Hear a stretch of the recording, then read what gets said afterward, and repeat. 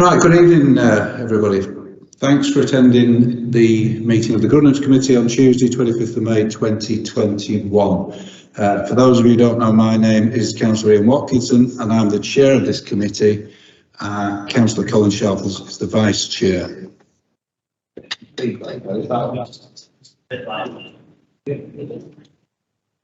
I'll carry on.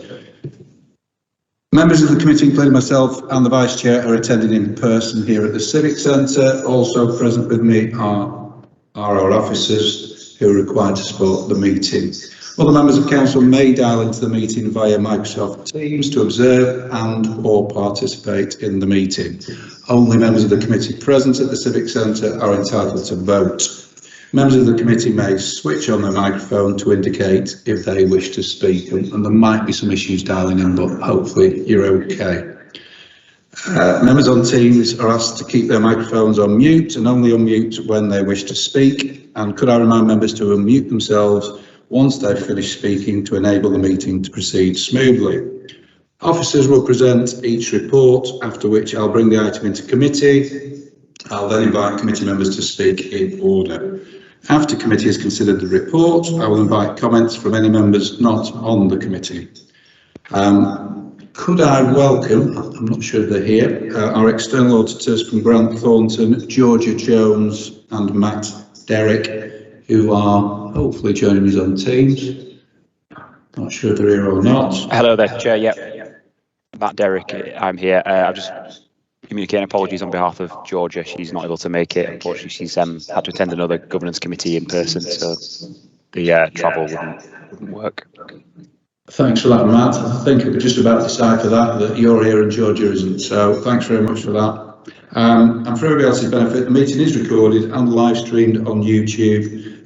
The web link for this is displayed on the agenda for the meeting, which can be found on the council's website. Thanks very much. I'll now formally open the meeting. Item 1, apologies. No apologies received unless... Okay, thanks very much. Item 2, declarations of interest. So if a committee member has a pecuniary interest, they're required to leave the meeting completely. The member can rejoin the meeting following the completion of the item in question. Does anyone have any interest to declare? No? Marvellous. Item 3, minutes of the last meeting.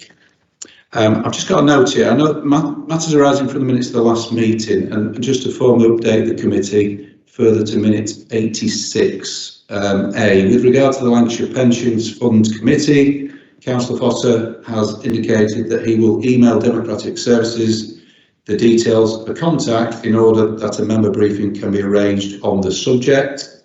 And B, with regard to the statement of accounts, James Thompson has indicated that the 2021 accounts would be updated as the 1920 accounts had already been signed off and published. Okay, so I have the minutes of the last meeting in front of me for approval. Do we have a second? Seconded, Chair. I can ask a question. You can. It's just regarding point 88. I did ask the question at the last meeting about trust funds. How many trust funds, if there was any, how many were there, what were the purpose of the trust funds? And as you can see in that paragraph there, it was indicated that the Deputy Director of Finance, Section 151 officer, indicates he will provide the list of trust funds to members. Given that I've not received anything, I'm assuming that there isn't any trust funds. Is that correct? If I can speak, Chris, can Chair. I think James is on the call. Oh, brilliant. James, can you pick that up? You can hear us? Yeah, so we're still looking into it. I believe we might have one, but I've not been able to get hold of the details just as yet, so I will pull back as soon as I can.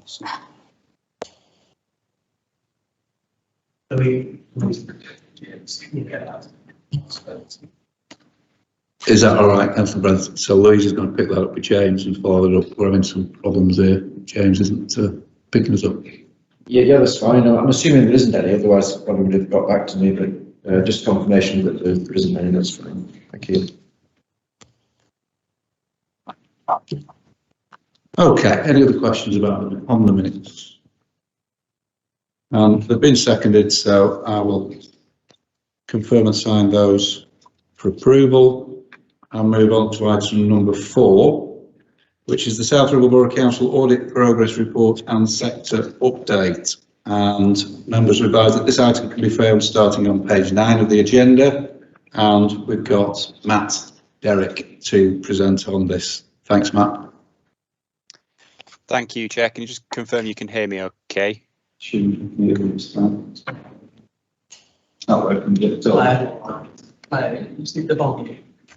can you hear me? Sorry, is it the microphones? We're just going to, please bear with us, everybody. We're struggling to hear anything from people dialing in on Teams at the moment. Can you hear me now, Chair? No, is anything, nobody's put anything on the chat or anything? No. Can you hear me now, Chair? Okay, just while we're trying to work that problem out, we'll come back to that item. It is only to note, but we'll come back to that item if we can get Matt back online. Can you hear me now, So Chair? just moving on to item 5, the annual review of Council's counter-fraud policies. This can be found on page 27 of the agenda. And Dawn, can you present this item for us, please? Thanks. Yeah, thank you, Chair. So the report you have before you is the Council's counter-fraud policies, which have been reviewed and updated. Previously, the Council had separate strategies, one for anti-fraud and corruption and another one for bribery, and these have now been combined and updated so that they are aligned with CITFA's guidance managing the risk of fraud and the local government guidance fighting fraud and corruption locally from 2020.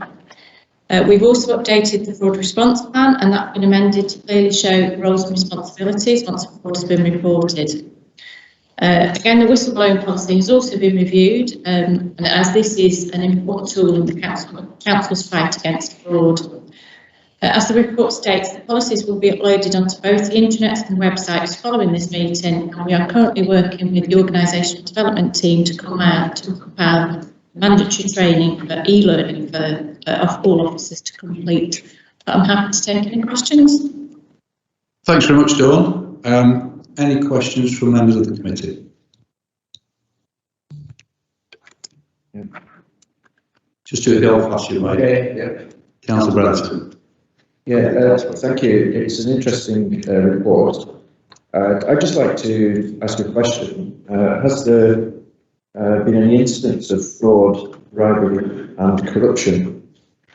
And referring to page 36, has there been any incidents of termination of contracts, dismissal and prosecution as a result of those fraud, bribery and corruption?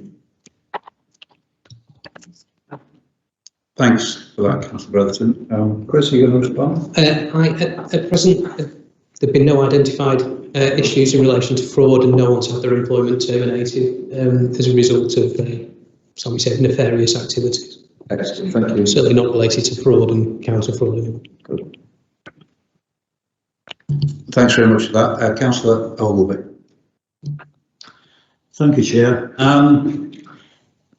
Firstly, I'm just going to repeat a comment that I've made at governance committees for a long time. When policies are updated, can we please have an amendment sheet at the front that indicates where it has changed? This would prevent people having to read the entire document all the time. And even if they do read the entire document, they still don't know what's different from the previous document unless they read 2 documents.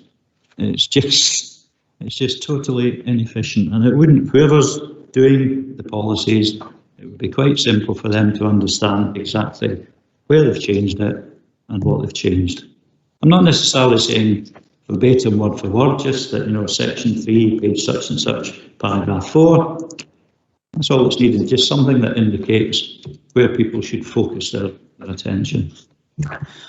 And being a bit more specific, on page 28, second page of the actual report itself, the training and awareness, the intention is to raise awareness via completion of mandatory e-learning by officers. How will that How will that be controlled, that mandatory aspect of the training? And I guess, how do you then evaluate the measurement of success of said e-training? Chris? Thanks. Thank you. Yes, the Council have introduced a new learning management system, which includes the e-learning module.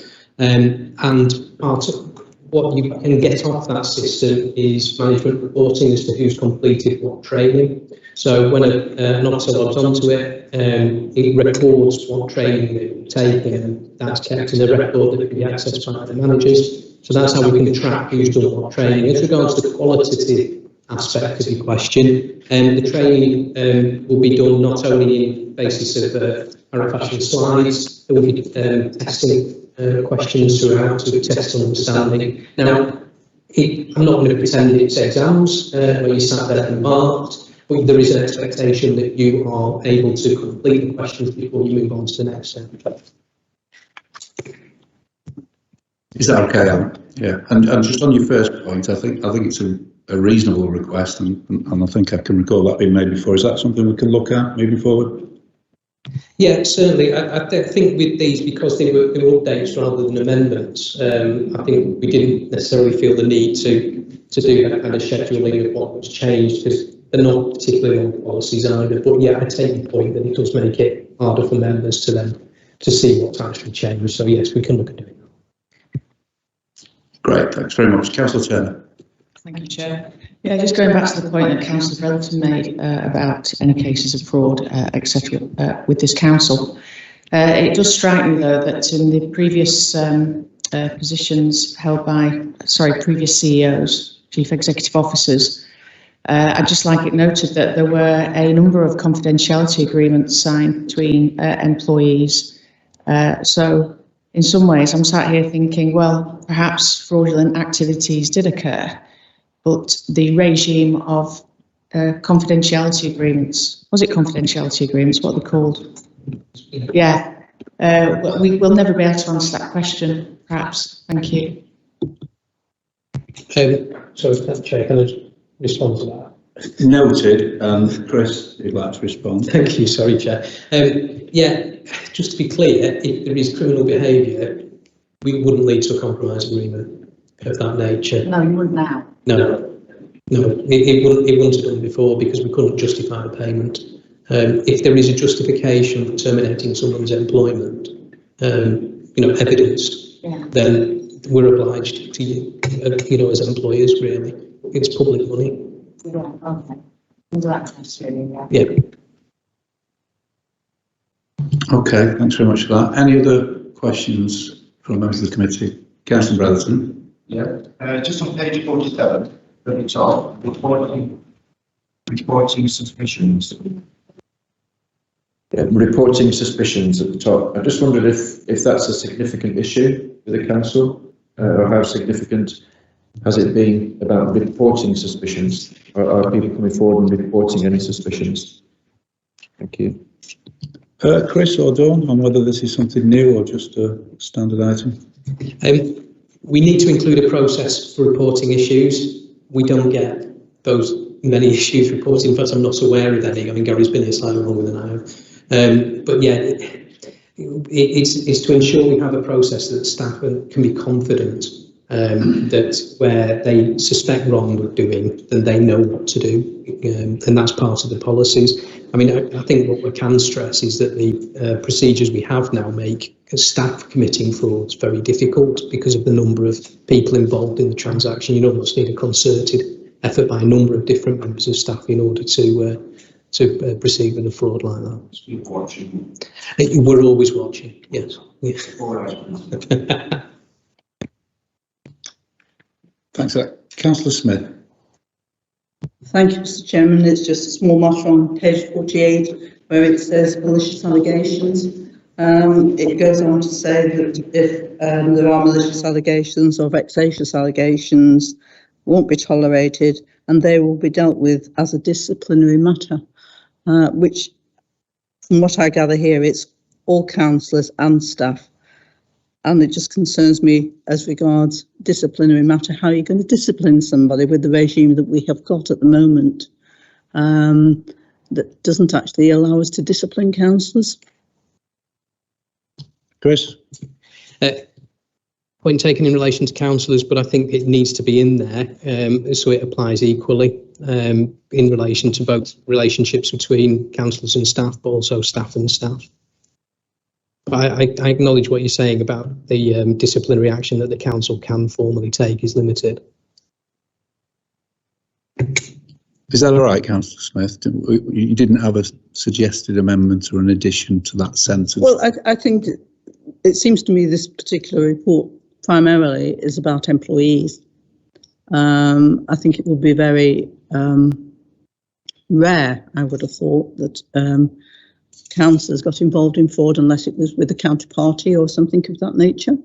And then that would have been, I would have thought, taken down a different route. It would have gone down a route that probably would go as a prosecution to the police or something of that nature. So it just seemed a bit out of context to me. I don't know. It just didn't seem in the right place.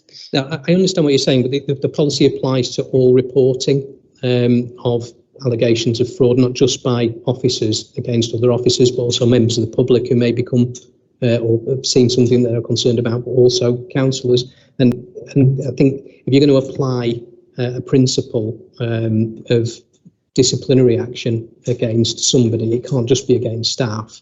Although, like you say, the actual scope for disciplinary action against councillors is a lot more limited given the scheme of the code of conduct. Okay, thanks very much, Chris. No, Councillor Turner, you done? Councillor Ogilvie. Thank you, Chair. Yes, just a quick one on page 57 in the whistleblowing policy. At the top, there's a list of, it says the whistleblowing policy is intended to cover major concerns that fall outside the scope of other procedures. These can include, it then gives a list of particular conditions. It then says this list is not exhaustive. So who would decide if there was some other relevant criteria that was appropriate to the whistleblowing policy? Chris?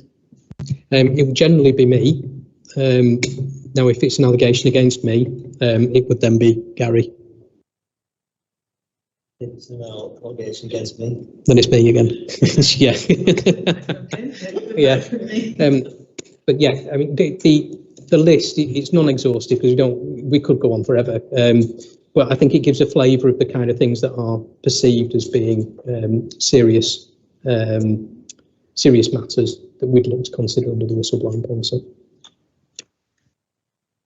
Is that okay, Alan? Okay. Any other questions from members of the committee? Questions or comments from members not on the committee? Excuse me, Chair, could I just check the microphones working in the Civic Centre? I can just about hear whoever that was. That Darren? It is Darren, yes. We're just checking the sound levels right. and hopefully you'll be able to bring the external auditor in at an appropriate point if you can hear. We can hear now, yes. We can hear you loud and clear, and Charles has sorted it out. Thanks very much. That's brilliant, thank you. In which case, if the external auditors are still here, I think that deals with item 5, and that is just a note. So we'll go back to item 4, and we'll try again with Matt. Matt, are you with us? I am here, Chair. Yep. Can you hear me okay? We can, loud and clear. Brilliant. Okay, thank you. As you said before, this progress report is really just for the committee to note, but I'll just give a bit of a summary. It really just gives an update on where we are up to with our audit of the 2021 financial year. We undertook our initial planning work in April, and we will complete the remaining work towards the end of June before we begin the audit of the financial statements issued in July. On page 4, I'd just like to draw the committee's attention to the revised Code of Audit Practice brought in for the 2021 year, specifically the enhanced requirements for the VFM side of our work. The NAO have revised the requirements for the value for money audit opinion and introduced a enhanced set of criteria by which we are required to evaluate the council's performance, and these are against financial sustainability, governance, and economy effectiveness and efficiency. Along with the change to the requirements, they've also introduced a change in the way that we report on the our value for money work, which is we're now required to produce an annual auditor's report, which is a new document that will contain our VFM audit opinion and a summary of our work and obviously findings and any subsequent recommendations. In terms of the timing, the NAO have also allowed an extension on what would be the normal reporting deadline for value for money work, and we don't actually have to report the value for money opinion alongside our opinion on the accounts. They have separated the two, given the kind of impact on timetables and things because of COVID at the current time. So the plan will be that the current plan is that we will conduct our audit of the financial statements in July. And we will look to begin the value for money work alongside that. But in terms of our reporting, we will issue our audit findings report and the report on the financial statements separate from our annual auditor's report to the later September deadline. That was all the only update I wanted to provide for this report. The rest of the content is really for information only and for reference, but happy to take any questions if there are any. Thanks, Matt. I'll pass that over to the committee and see if there are any questions or comments. Members of the committee. Councillor Ogilvie. Thank you, Chair. Yeah, I'm interested in the new approach to value for money. And knowing that there are two sides to this effectively, which one is financial and one which is social value, I just wondered how the external auditor viewed those two different criteria from a value for money perspective. Matt, over to you. Thank you. Yeah, I think that really falls within the criteria that we're required to assess under the improving economy, efficiency and effectiveness. And really that last of the three E's, the effectiveness and obviously how effective the council is in delivering its objectives. I think that kind of assessment and evaluation falls into that. And we have a quite comprehensive set of criteria that have been developed by our technical team in kind of coordination with the NAO off the back of the revised approach, which allow us to assess those kind of criteria that's been developed specifically for local government clients, and that's what we'll be deploying for South Ribble. Thanks for that. But is there any requirement to prioritise, say, social value over financial value or financial value over social value? How do you delineate between those two criteria? Thank you. There's no requirement for us to prioritise. Our approach to value for money audit work again is guided by the NAO's guidance and requirements. In the same way for the financial audit, as we conduct a kind of a series of planning procedures and risk assessment and scoping, we're required to do the same for the value for money work. So our planning work and risk assessment will follow our value for money methodology, and out of that we will, if we identify any significant risks in the scope of our value for money audit, our work will be focused around that. So I think it's not a case of prioritising one over the other, but we follow quite a comprehensive risk assessment process, and if we identify a significant risk in any area, that's what our work will be focused on. Okay, thank you for that. Thanks very much for that. Any other questions or comments, members of the committee? No, members not on the committee? Excellent. Right. Thanks very much, Matt, and thanks for that. Thanks for that report. We'll move on to item 6. So that takes us to the internal audit annual report, and 67, you'll find that on page 67 if you haven't read it already. And Dawn, you're going to present this item. Thanks. Again, thank you, Chair.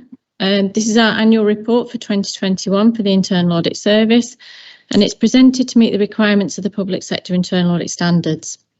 There are four main aspects to this report, in that we have to confirm to the committee annually of our organisational independence. We provide a summary of the work completed over the course of the year. We provide the head of audit opinion on control, risk management and governance, and we also report on our quality assurance improvement programme. So as members are aware, this has not been a normal year for either the Council or the Internal Audit Service, and members have been kept informed of this over the course of the year. So in terms of declaring our organisational independence, this is something we're able to do and is included at paragraph 5 of your report. The report then continues to expand on the situation with internal audit and the impact that COVID has had on the service in the ability to deliver routine reviews. However, we have provided details of the work completed alongside any assurances that we're able to provide. We also then expand upon the implementation of agreed management actions, and details of this are contained at paragraph 10 of the report. This aspect is particularly pleasing, as despite not having a systematic procedure in place for the follow-up of agreed management actions, we have an implementation rate of 70%. Now, whilst I fully accept this is agreed below the agreed target, we now have a baseline for which we can work with. So as a result of the lack of ability to undertake the volume of work we would normally expect to in a normal year, I've had to reflect this in the head of audit opinion, and I'm only able to offer an opinion on risk management and the governance arrangements. So the lack of opinion on the control environment is not to be viewed as a negative for the authority. It's purely based upon the ability to adequately test and provide assurance or otherwise, as we would normally do. Whilst I'm not able to provide a formal opinion, I have been able to provide some assurance to this committee on the control environment, and that assurance is listed at paragraph 16. And I can add to that, in the past few days, we've received our data back from the NFI, and that's relating to the grants that were paid out in the first tranche back in April and May. They were the very large big payments that were made out, and the NFI matches have come back, and we have very, very few to investigate. And even those that have been highlighted for investigation does not necessarily mean a fraud has been committed. It just means that those applications warrant a more in-depth review. So that for the volume, given the volume and the amounts that were paid, that's extremely positive. The opinion on risk management and governance is as stated in the report, and the reasons for this opinion are included at paragraph 15. It's quite clear to me that a significant amount of work has been undertaken over the past 12 months to improve the arrangements, and this work is reflected in the annual governance statement, which is later on this agenda.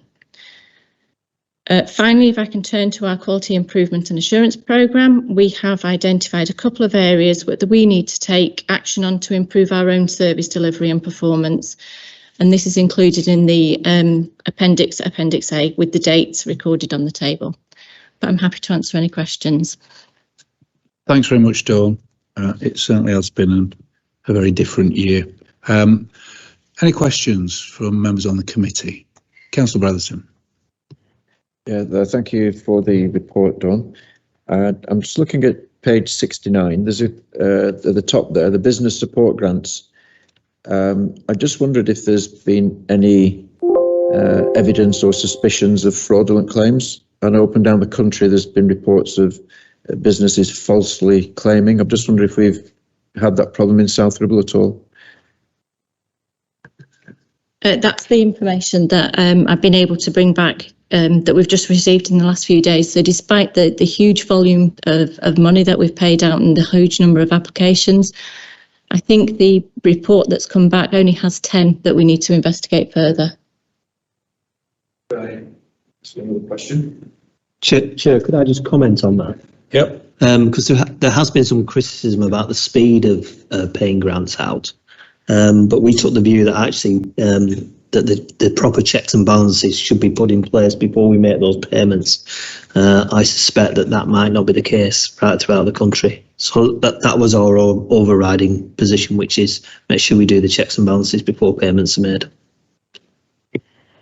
Thanks, Gary. Go on. And also, I'm just curious, on page 70, money laundering. I'm just curious how that's possible. How would council go about money laundering? If you could have some explanation. If I told you, if I told you, I'd have to kill you. But Who wants to answer that one? So obviously, the way to money launder is the movement of cash, in essence, and we don't really have large movements of cash, so it's very unlikely that people will be able to facilitate money laundering at this council. We do have a check and balance, so we have a responsibility to look for money laundering elsewhere. So if we get large amounts of cash, say being paid into our accounts from various sources, then that will be flagged and we'll pick that up. Thanks for that, Gary. Any other questions, comments? Councillor Ogilvie. Thank you, Chair. First one is more from a ward member perspective, to be honest, on page 69, and in relation to car park management and enforcement, follow-up review. Sometime after this meeting, would it be possible to get visibility of the 5 actions that have been implemented and the one that has yet to be implemented? As I say, it's something can't quite say dear to my heart, but it's something that I spend an awful lot of time on. And the other one was just in relation to on page 72, paragraph 14, where it's been possible to give an adequate rating for risk management and governance. Not having been on this committee for a couple of years now, has it been adequate for the last couple of years, or is that up, down, level? I'll come back on those 2 points. Yeah. First point, because that's easier. Yes, we'll share that information with you, no problem. I can certainly comment as to last year with the internal audit opinion. No, I don't think there was any opinion expressed at all last year by the head of internal audit, but certainly of adequacy. So no.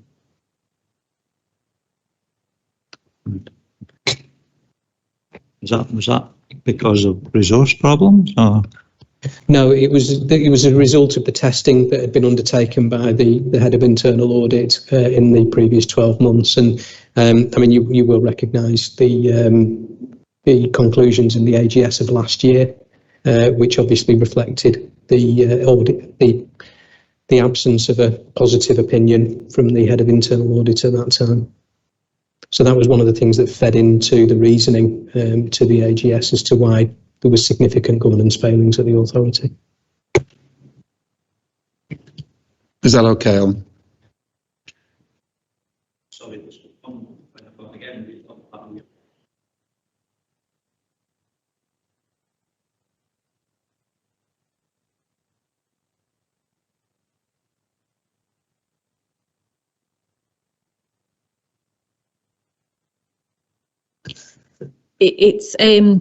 It's an internal document that we have within the internal audit service, but I can share it with you. Certainly, it explains how we do quality checks on our own work, the review process that we have in place, and then it moves on to like the effectiveness that we have to do annually, and then the external verification. But I'm more than happy to share that. Yeah. Thanks very much. Any other questions, members of the committee? Councillor Smith. On page 72 again, it's talking about risk management, and in this particular suite of documents, we don't have anything regarding risk. I think in the previous ones, we had quite a long list of risks that we're looking at. I'm wondering if we could have one on the next set of documents that's on the next governance committee, so we can see where we're up to with the risk assessment that's going forward, because there was quite a few queries on the last one, and it probably would be helpful if there was one at every governance meeting. In terms of that opinion is actually about the risk management arrangements. And what I'm more than happy to do is every time I bring a report to the committee, an interim progress report, I can add in a section on risk management so you can see how the arrangements are embedded. The reason I'm asking here is because I can't find it anywhere else to ask. So I thought I'd pop it in here, but I'd be happy to receive that. Thank you. Thanks for that, and thanks for the answer, Dawn. Any other questions, members of the committee? No? Members not on the committee?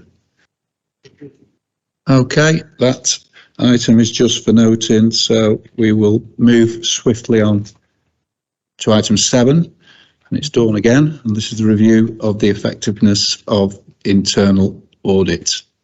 Dawn. Again, thank you, Chair. This again is highlighted during the training last week. We, as a service, we need to comply with the public sector internal audit standards, and the standards require that the head of audit undertakes a self-assessment periodically using the local government application note. So that self-assessment has now been completed. It's attached to Appendix A, and you can see within the appendix that I've highlighted some areas in red where, like I say, we need to change our service delivery or improve it with just a few minor areas really. So that ensures that we will comply fully with the standards, and that action plan was included within the annual report. Thanks, Dawn. Any questions, members of the committee? This is just for noting or comments. Councillor Sharples? Yeah, just on page 89, right at the very top, that 1112, it says it's only partial or not conforming, but there isn't anything in red to say why. Just wondered. Curiosity.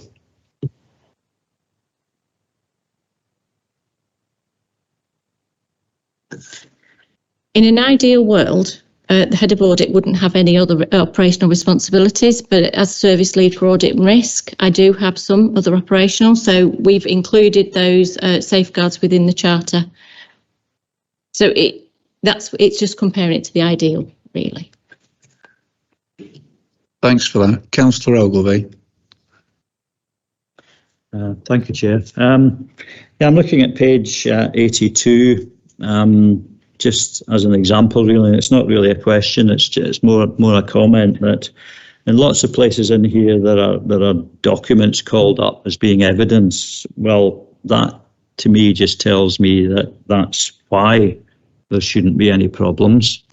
But it doesn't clarify how evidence is gained to demonstrate that people have actually, for example, under Code of Ethics, have actually conducted themselves appropriately. It's really just a comment, and it applies in a number of areas throughout this document. I do have to say that only local government could come up with a checklist that's got about 280 questions on it. I'm sorry I'm so sad that I estimated how many there are, but it just went on and on and on and on. And then page 83, talking about competency, and it mentions ongoing training and development assessed through staff PDRs. Do we have a current figure for percentage completion of PDRs across the council? Or can you advise members of it afterwards? I don't have that information to hand, but yes, we've started a new approach to performance management of staff or development of staff, and it's a rolling programme. So there's an expectation of 3 PDRs per year. They should be happening at least every. Sorry, is it 3 or 4? It's 4, 3. Yeah, 3. So the annual process, Chris. Yes. And then it's just finished. So I think they were due in last week. Yes. So we'll be reporting it to. Yeah, so that's that will be the answer to my question. Yes. Yeah. There's 3 sessions a year, every 4 months. That's why. Yeah. 3 or 4. Excellent. Glad you guys know. That's it. That sorts that one out. Councillor Mrs. Smith. Thank you, Mr. Chairman. Going on from Councillor Sharple's question on page 89, further down the page, it goes about on about impairment and independence and objectivity. And it just says Internal Audit Charter. I presume you gave the same answer that you given to Councillor Sharples, that you actually, because of some of your work you do, that is what. But does that really cover how you can be independent and objective? Yes, it does, because if we need to undertake a review that I have any operational responsibility for, we bring in a third party, completely independent to the organisation, and I have no involvement with, other than providing information for the review. I have no involvement in them forming their opinion or any of the review process. That's completely done, and I'm just issued with the final report. So that the Internal Audit Charter contains the details of those safeguards of how we remain independent and objective. Thanks very much, Councillor Brotherton. Thank you. It's just page 116, monitoring progress, and it says not conforming. I'm just wondering if there's a plan in place to for that to be implemented. And yeah, that's that.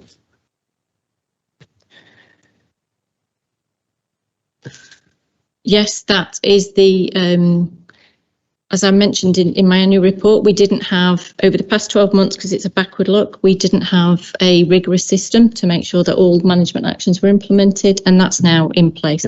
So. Yeah, it's a reflection of the last 12 months, but it's making sure that that action we implement fully. Excellent. And is there a timescale for that? Yes, we're on with it now, and all actions will be on the new system within, I'd say, the next 2 weeks. Thank you. Thanks for that, Dawn. Any other questions from members on the committee? Councillor Turner.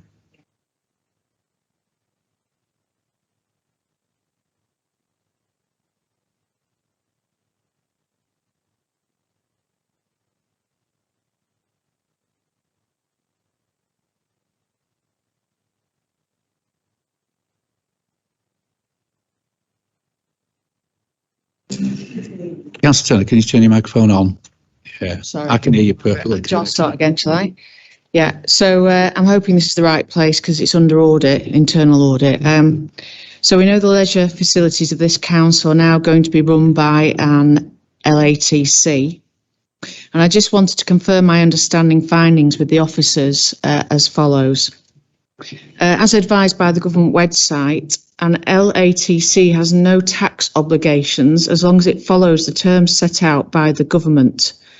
Key terms are the LATC is wholly controlled by the council, is wholly managed by the council, and there is no involvement with any private companies.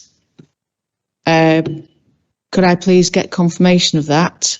And can it be minuted, please, in the minutes? Thank you. Yeah, I can confirm that. The report that went to council last week confirmed that there'd be a single share owned by the council, and that would be the only shareholding. Thanks for that, Chris. Thanks very much. Okay, any other questions on this item? Councillor Ogilvie. Yeah, just very quickly on page 96, again relating to this QAIP, it says that it was last reported to Governance Committee in June 2018. How often should it go to Governance Committee, and when's it next due to go to Governance Committee? The standards actually say it's periodic, so that's when it last came. My view is I would bring it annually. And it will always feature in the annual report.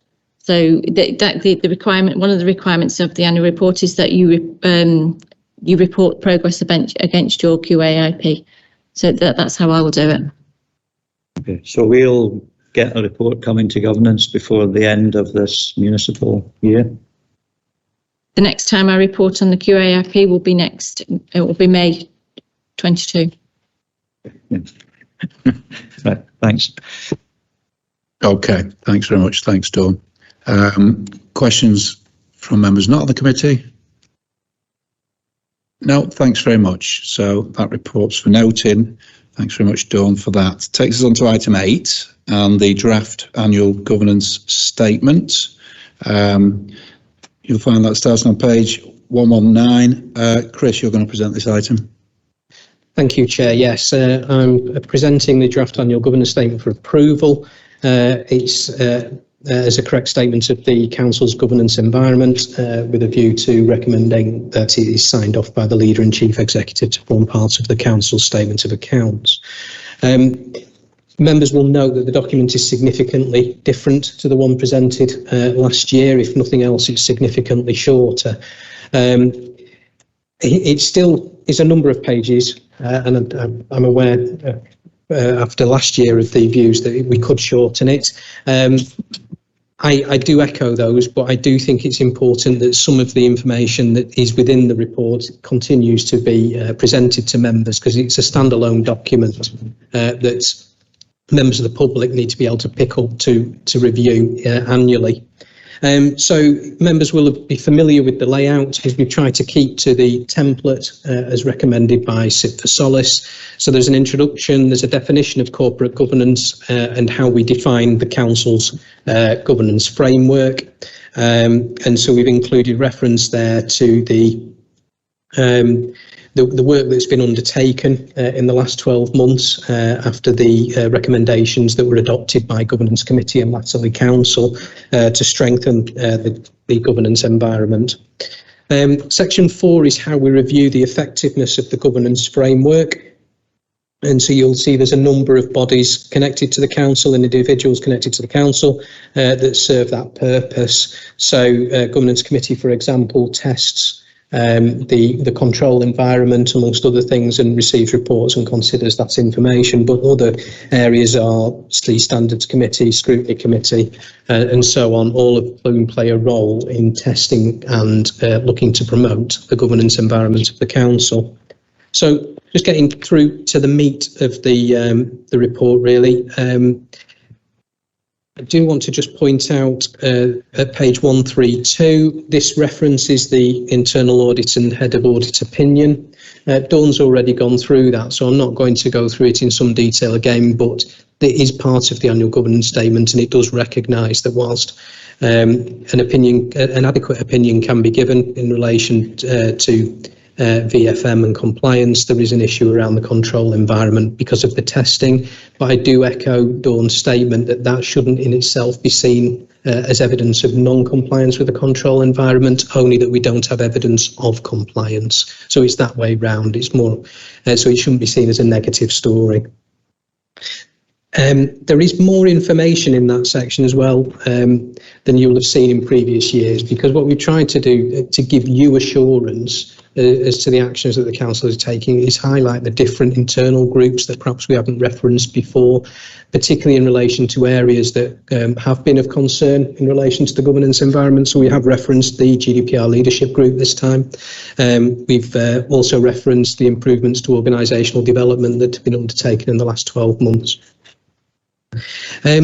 Section 5 is rather ominously called in the template areas of significant concern, but there aren't any this year, so we've changed the title of it to areas to strengthen, which not only is it a more positive statement, but it's also a more accurate one.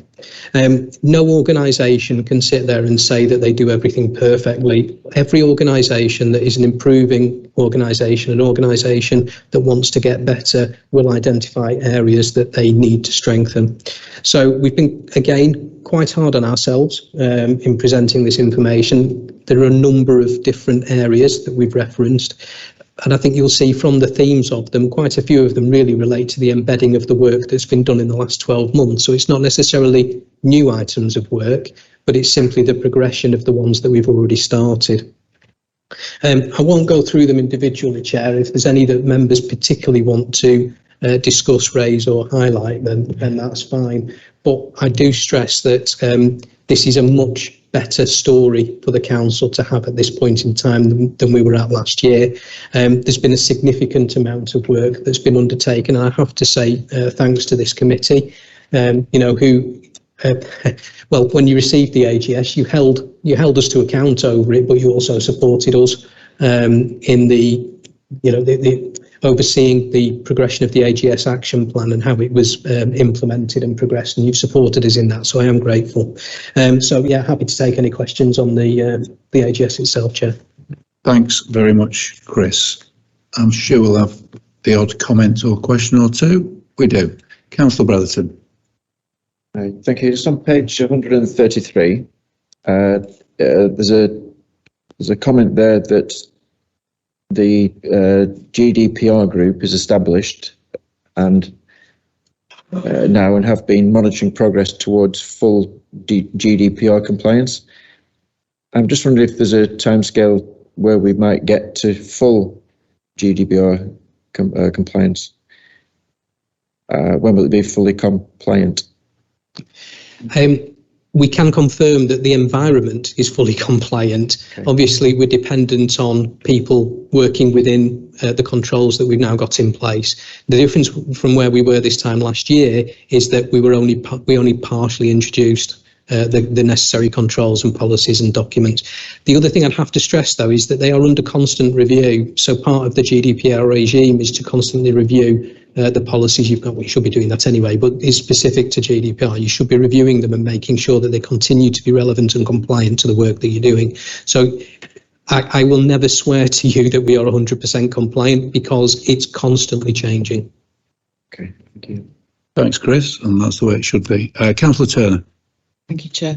Yeah, so linking back to the PDRs, is that a case where you would look at that requirement and flow it down into the staff PDRs, where there's a competency about GDPR leadership and checking it back? Thanks. Yeah, it's tied into the answer that I gave to Councillor Ogilvie previously about the learning management system we have. So we have now got certain corporate competencies that we expect different levels of staff to have. So there's some that are mandatory to all staff. So there's a certain level of GDPR knowledge and understanding that's required for everyone. There's enhanced levels depending on what role you fulfil within the authority. And again, that's contained within the learning management system. Similarly with health and safety, it's a piece of work that is being developed and is just about to be rolled out. Yeah, just checking.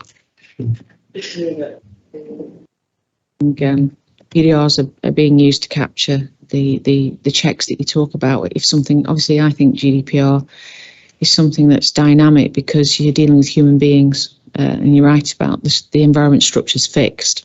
But the PDRs are a perfect opportunity to measure staff's awareness against that, and if there's any training needed or learning, that can be put as part of their career development plan, can't it? Thanks. Thanks for that. Councillor Smith? Thank you. It's just for my information, please, if you don't mind. On the same page, 133, it says the Data Protection Officer is monitoring the Brexit situation to ensure that the Council responds in a timely manner to any developments as regards GDPR status. Just a bit of information as to what it all means. How long have you got? Now, when we left Europe, we lost our accredited status for the purposes of GDPR, and what that meant was, as not being a non-member of the European Union, we had to qualify again in order to enable the free transfer of information into our borders from the European Union. That's actually progressed now, and I think we've been granted that status, so we don't have the issues that perhaps could have arisen, but it's a movable feast again. I mean, it's a continuing obligation. We have to demonstrate as a country that we meet certain minimum standards in order to be compliant with the regime in Europe. So yes, that's why we have to continue to monitor it. Obviously, the longer it goes on, the more robust we are. I have to say again, as the UK really one of the countries that led on the implementation of GDPR, it was one of the bits of legislation, European legislation, we were very keen on. I don't see us losing that status. and it wasn't a surprise that it was granted. Thanks for that, Chris. Councillor Ogilvie. Thank you, Chair. Yes, 3 hopefully quick points I've got. On page 132, under internal audit, it talks about management action plan and requires agreement or rejection by service managers. Do we have any data on the percentage that are rejected, and how is that conflict of recommendation versus I don't want to do that? How is that actually resolved? That's question 1. Question 2 is on the next page, 133, organisational development. It mentions demonstrating investment in staff and their personal development. We've mentioned PDRs already this evening. The other angle to that is sort of staff satisfaction. And I just wondered when the next annual staff satisfaction survey results were due to be published. And finally, on page 138, it's talking about some of the changes as a result of COVID, and it says budget monitoring has not taken place due to changes in responsibility. Now that sounds pretty serious to me. Can you expand what budgets are you referring to there? What were the changes in responsibility, and how is that going to be resolved going forward? Thanks, Ellen. If I take the audit question, yes, we're actually on and for all of 2021, we're on 100%. All our actions were agreed. In the case of where I suppose that's a bit of a flippant remark really about rejection. We won't just leave an action. We have a process in place where that if we can't reach agreement with the auditee, it gets escalated, and depending on the seriousness of the weakness that we've identified, it can go all the way up to Gary and this committee. If we felt that it was a weakness that wasn't being adequately addressed, we would bring it to this committee. Mm-hmm.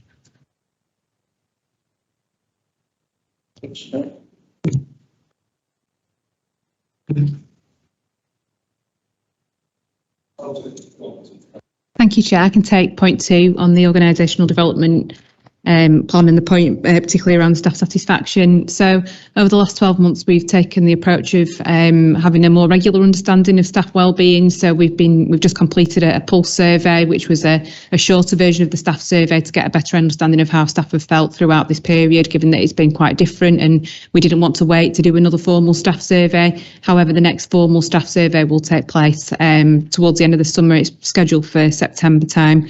So at that point, we should be able to report full findings of the staff survey.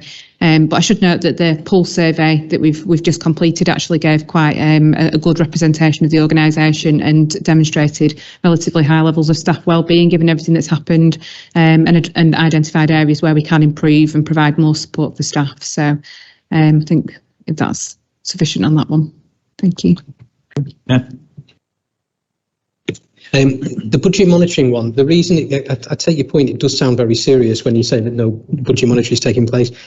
What wasn't happening was that formerly there were monthly reports run off by the finance team to budget holders and their managers and so on.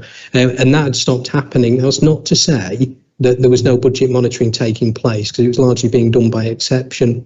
It's a very simple and quick fix, and it's pretty much it has been implemented. So all that's happening now is that the allocated accountant has now set up meetings with the budget holder. So that's the heads of service, service leads and directors, to have those meetings on a monthly basis to monitor against budget.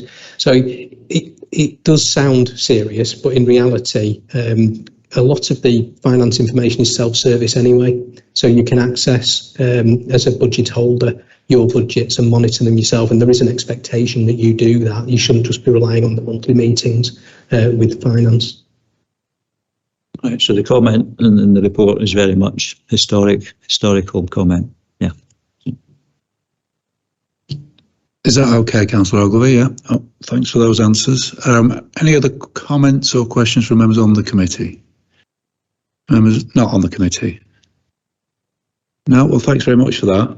It is great to be able to report on the progress that's been made. It's a very different statement to last year, and I think we all welcome that. And thanks for all the work that's gone into that. Good to hear from Vicky as well about the wellbeing survey and staff. So we're in a very different place now. So I'm going to say thank you on behalf of the committee. Okay, yeah, I was just about to get to that, Chris, but no, thanks for the prompt. We do need to vote this recommendation through, so if there are no dissenters, we can declare the recommendations approved. Is there anybody intending on voting against? Marvellous. Okay, well, we can declare the recommendations approved unanimously. Thanks for that. Moving on to item 9, the review of compliance with SIPFA Financial Management Code. And Louise is going to present this item. Thanks, Louise. Okay, thank you, Chair. So the SIPFA Financial Management Code was introduced back in April 2020. So for the year 2021, it's been running as a shadow year and will be fully expectation of full implementation in 21-22. The code itself was driven by the kind of difficult financial circumstances many councils have found themselves in, and particularly concerns around financial management and weaknesses in councils such as Northamptonshire.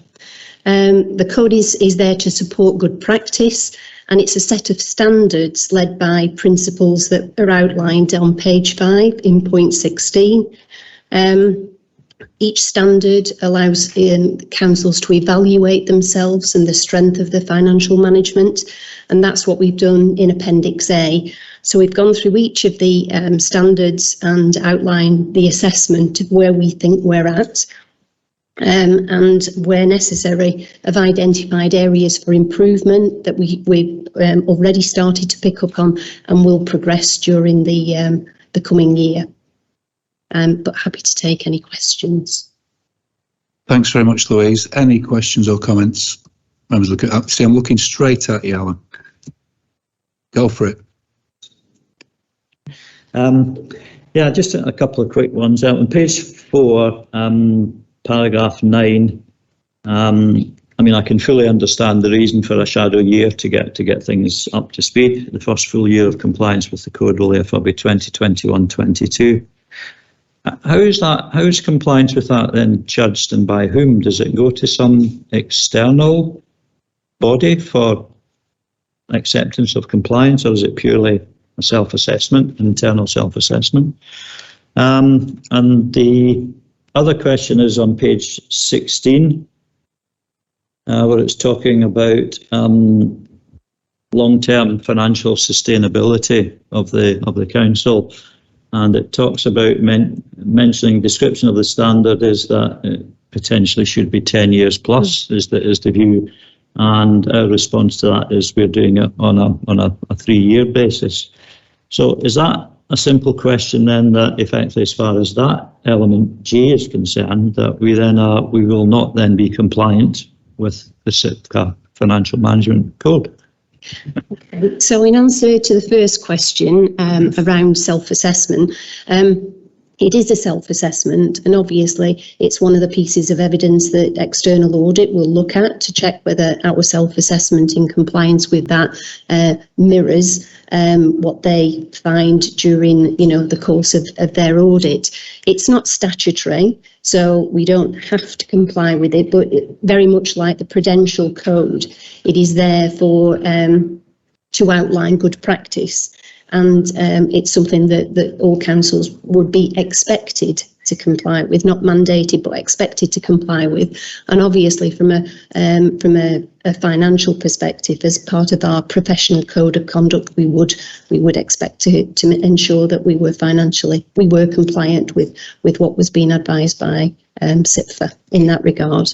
In relation to the standard G, which does indeed recommend a 10-year financial plan. It's very difficult to do when we've just got 1-year financial settlements. I mean, a few years ago, we managed to get a 4-year settlement, and I suppose that would aid further long-term planning. But at the moment, the lack of information in the longer term means that producing such a plan would be difficult and frustrating.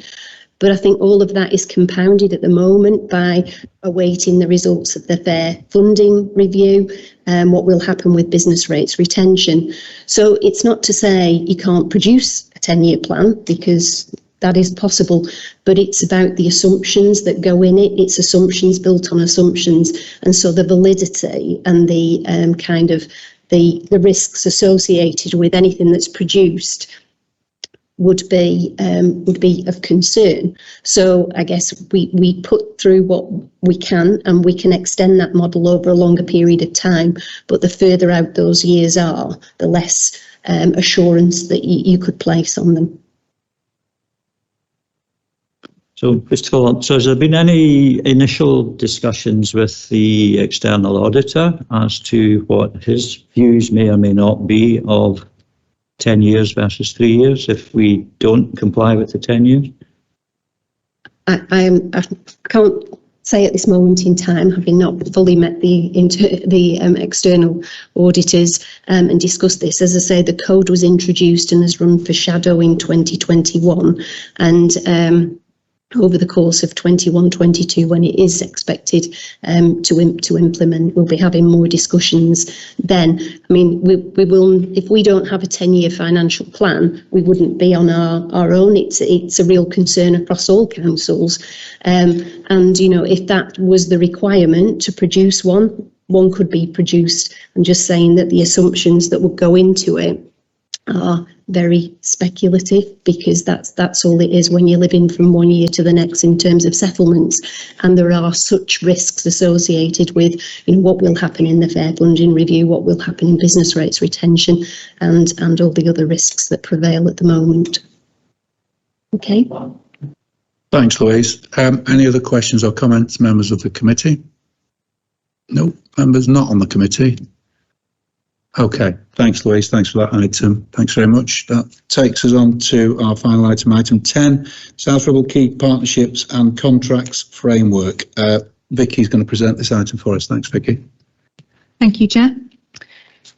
So this report presents the final version of the Key Contracts and Partnerships Framework, which is included at Appendix A with this report. The committee are asked to endorse this framework for approval by Cabinet.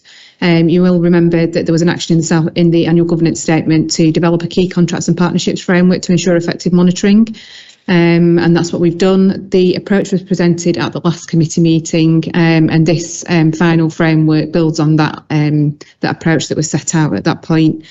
So just to summarise, a key partnership or contract is defined as one that has a significant impact on the delivery of the council's strategic objectives, or a large reliance on partners, higher financial value.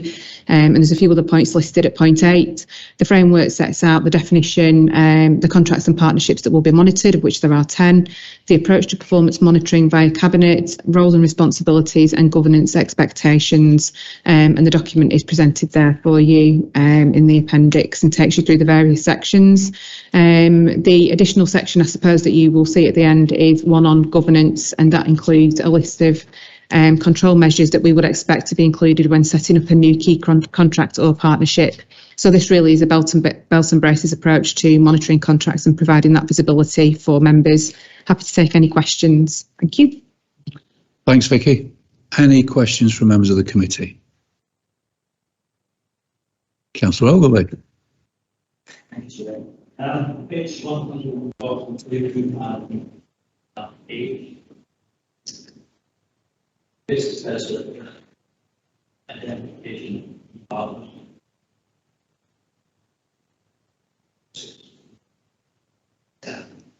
there's some kind of equivalent mechanism of management value of plans.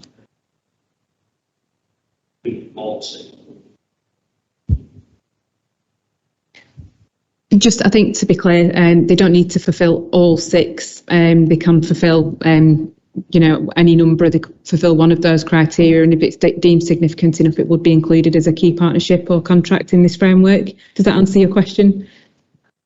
Just turn your mic on, Alan. It it begs a follow-up, which is, you know, there are going to be some very large value contracts associated with the refurbishment of Worden Hall, for example, Mackenzie Arms. They will probably not deem to fill all those 6 bullet points. So if they don't need to comply with all the 6 bullets, is there a reason why they're not included in the mentioned firms within the current framework? It just seems in the table we've got values of kind of 23k, and yet we know that we're spending £2 million on Worden Hall refurbishment. It just seems a bit contrary to some extent.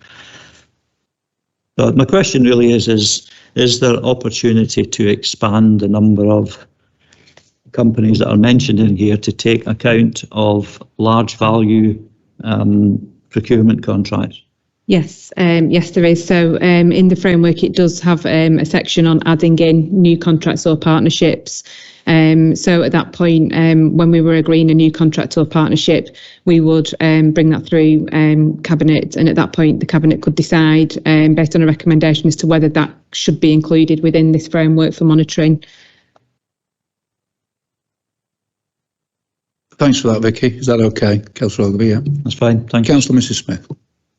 Thank you. It's back to the who should be on the list or not, as the case may be, and has been at the council meeting last week. We set up a partnership, well, no, a company, a wholly owned company to provide the leisure. But within that report, I do seem to recall that there was some comments made that there would be people who would work within the leisure centres that were self-employed, and therefore they presumably must have a partnership at some point within that mechanism or a framework, I assume.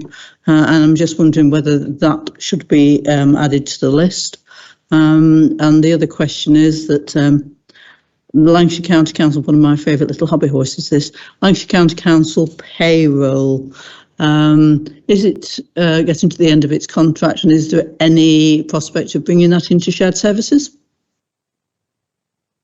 I'll take the first question. Yeah, I think that the relationship with the individual self-employed wouldn't be treated as a key contract, or sorry, key partnership or contract.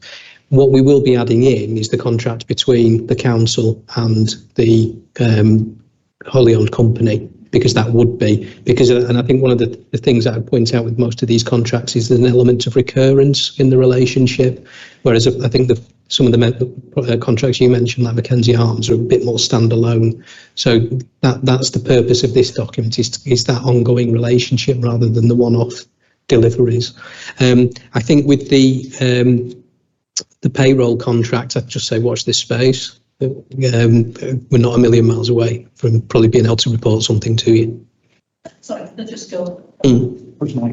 Just so I understand you rightly about the wholly owned company for the leisure, that will then be listed along with the rest of them, because it is going to become an official partnership because of the relationship between the company and the council.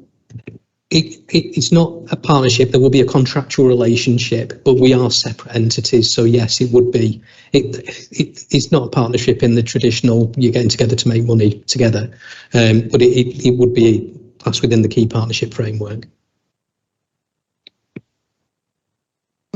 So something like the Lancashire Safety Partnership, I don't know if it still exists or not, or the one that followed on from that, should that be part of this framework? Because you've got the Lancashire Partnership for the Local Plan Partnership. The local plan partnership is included. The Chorley and South Ribble partnership, or South Ribble and Chorley partnership, as it may become when we look at that at the end of the summer, may well be included at that point.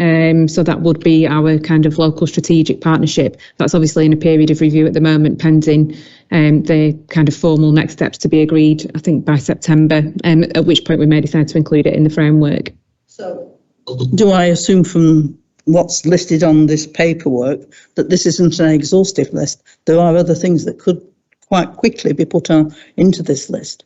Yes, at the point of drafting, it included everything that was kind of live at that point in time, and that's where there is a provision to add in other contracts or partnerships within the framework at the point when the decision is taken. So this is going to go to Cabinet, I take it, and then on to Council for being ratified? Yes. So by the time it gets to Council, Cabinet, will it be amended and updated? Or will it become as we are going to vote on or no tonight? It will come as it is tonight, and then I think the new ones will be updated after that point. There's going to be some initial monitoring that goes alongside this when it comes to Cabinet as well. So that paper is almost ready to go to Cabinet, so we would probably add them onto the next update. Okay. Thanks for that. Any other questions from members on the committee? No? Members not on the committee, and I know we've got a question from Councillor Martin, who's filling the screens up in this room now. You're covering all the walls, Keith, so off you go. Thank you, Chair. It's nice to be wallpaper. It's just the question probably is around adding new contracts and partnerships under the governance. I was sort of wondering why we're not looking at the modern slavery policy and what the declarations of companies. And the reason I sort of move on, talk about that is if we move on to where it says about sustainable procurement and local spend and having the Preston and South Ribble City deal under that contract or partnership working. Just an example, for instance, the Bamber Bridge stonework was shipped in from China by a company called Hardscape. And it says there that we should be looking at sort of trying to sort of save in the environment and other bits and pieces like that. So I wonder where the contractual agreement would be there, because according to LCC, it was South Ribble that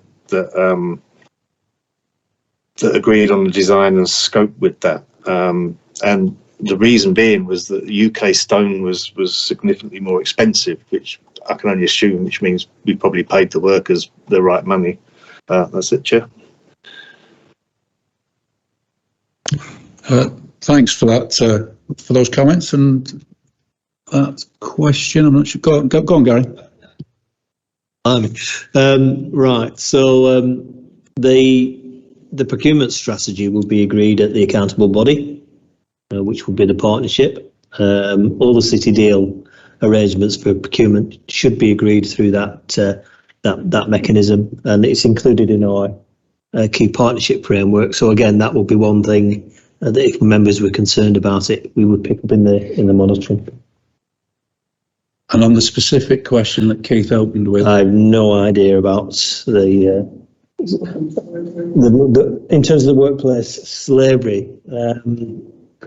Yeah, I mean, lots of councils are kind of adopting this policy now that they'll check that their contractors aren't misappropriating individuals. So again, that's something that we can pick up through the procurement policy.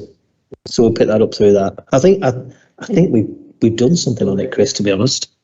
Yeah, I think we need to distinguish the procurement approach from contract monitoring after the event, and we have included a number of a number of different factors, including modern slavery. I think is in the procurement regs, procurement rules we now have, as is social value. So we will be procuring on that basis, and the social value portal will enable us to then do monitoring against the delivery of those requirements, but it's not within the key partnerships framework. It's separate to that, because that applies to all the contracts.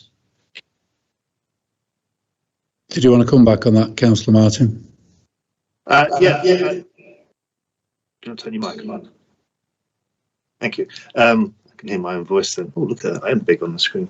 Yeah, it's just I think the reason for my question really is because obviously the Bamber Bridge works were done, and I don't know where our involvement will be with the refurbishment or works on the public realm in Penwortham and other areas. So it may be something just to look to the future to look to make sure that we incorporate that if we're going to take on such public realm works. I need to do my hair. You certainly do. Thanks for that, Councillor Martin. Just any other questions, comments from anybody not on the committee? Just to follow on really from Councillor Martin's question, it is something we discussed yesterday, and it's around the adding of new contracts and partnerships and ethical standards, or an ethical standard. It can cover quite a few areas, and I understand what you're just saying about procurement and rules in those areas, but I'm just wondering if that's something that we might consider or have considered as adding as a measure. I wonder if perhaps Vicky wants to come in on that. I think in the framework itself there is a short section under governance around behaviours and the behaviours that we'd expect from our partners in terms of honesty, integrity, objectivity, openness. How we measure that, I suppose, we'll have to give some thought to in terms of what that would look like and how we would do that as part of contract management. But I think it is within those kind of different factors that we set out under the governance that ethical partnerships will be kind of a key consideration. And it's also built into the procurement approach through the contract procedure rules and the social value policy and the social value portal that we have to monitor that aspect. So I think there will be some measures. It's just how they sit alongside this framework. So we can definitely look into that, Chair. Well, thanks for that. Okay, thanks. That brings us to the end of this item, and we do need to vote on this. So if anybody's intending to vote against, let me know now. No, in which case that can be recommended or approved unanimously. Thanks very much for that, Vicky. And thanks very much, everybody. Thanks for all the work that's gone into these reports. Thanks, councillors and staff. It's really appreciated. I'm going to close the meeting. Thanks very much.